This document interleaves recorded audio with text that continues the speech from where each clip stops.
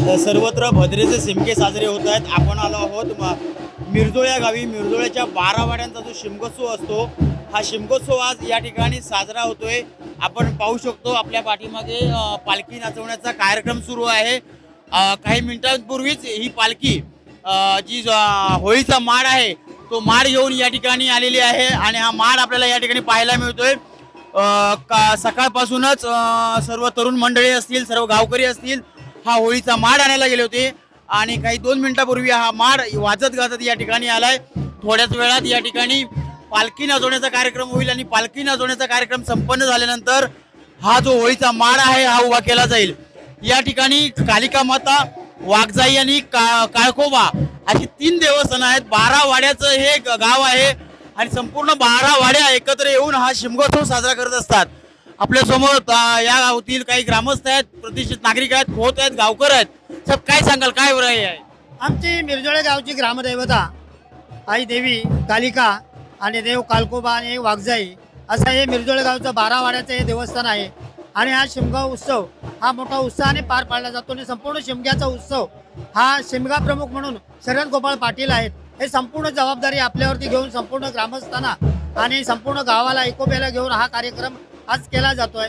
हा जो पौर्णिमेचा कार्यक्रम आहे, या पौर्णिमेच्या कार्यक्रमासाठी हे जो होळीचा जो मान आहे, तो होळीचा जो ज्या ठिकाणी मानकरी म्हणून जो होळीला घाव घालायचा असतो तो भिकाजी पाटील म्हणून हे घालतात आणि त्यानंतर ही वाजत गाजत संपूर्ण ग्रामस्थ मिरजोळ्याचे या ठिकाणी होळी ही या ठिकाणी आणतात आणि ही होळी आज उभी राहते आहे। जशी मिरजोळ्याचं जसं ग्रामदैवत आहे तसं आज रत्नागिरी शहराचं जे भैरीचं देवस्थान आहे 12 वाड्याचं, त्या पद्धतीनेच इथली देखील देवीची जी होळी आहे ती उभी राहते। ज्या होळी जे दिवशी उभी राहते त्याला आपण म्हणतो की भद्रा। ही भद्राला म्हणजे पौर्णिमा संपल्यानंतर जो प्रतिपदेचा दिवस लागतो त्या भद्राच्या दिवशीच ही भद्रा लागायला आणि होळी उभी होते आणि अशा प्रकारे हा कार्यक्रम होतो। आणि त्याचबरोबर ही होळी उभी झाल्यानंतर हा पाडव्याला ही उभी होळी गुरुवांच्या मार्फत तोडली जाते आणि अशा प्रकारे हा कार्यक्रम आमचा संपूर्ण मिरजोळ्याचा अतिशय उत्सवाने आणि आनंदाने कुठल्याही प्रकारचं गालबोट न लागता आनंदाने पार पाडतो। धन्यवाद। गुढीपाडव्याला या शिमगोत्सवाची सांगता होणार आहे। तरुण वर्ग देखील आपल्या सोबत आहे। आता काय सांगशील? आज 12 वाड्याची आमची कालिका देवी ग्रामदेवता जी आहे तिचा आज उत्साहात अतिशय चांगल्या प्रकारे शिमगोत्सव साजरा होत आहे।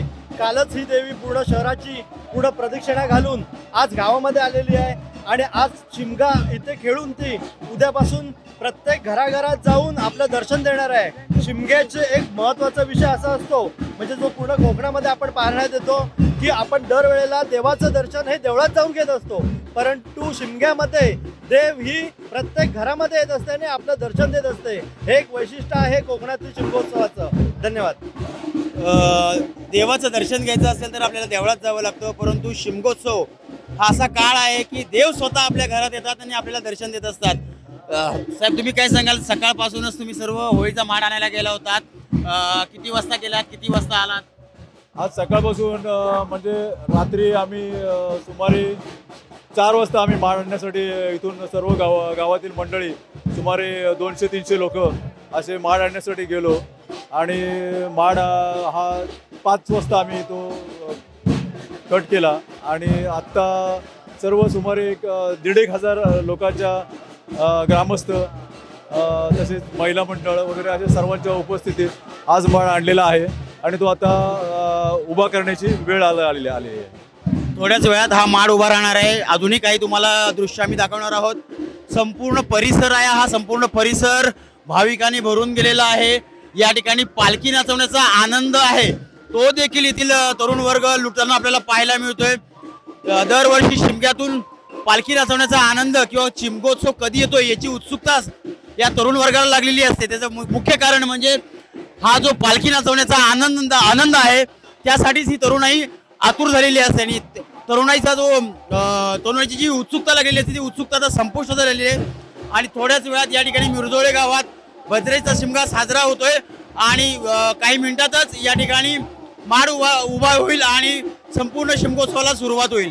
कॅमेरामन दीपक मोहितेसह Prashant Pawar, Times Digital, Mirjole, Ratnagiri. Times डिजिटलला लाईक करा, शेअर करा, सबस्क्राईब करा आणि बेल आयकॉन दाबायला विसरू नका।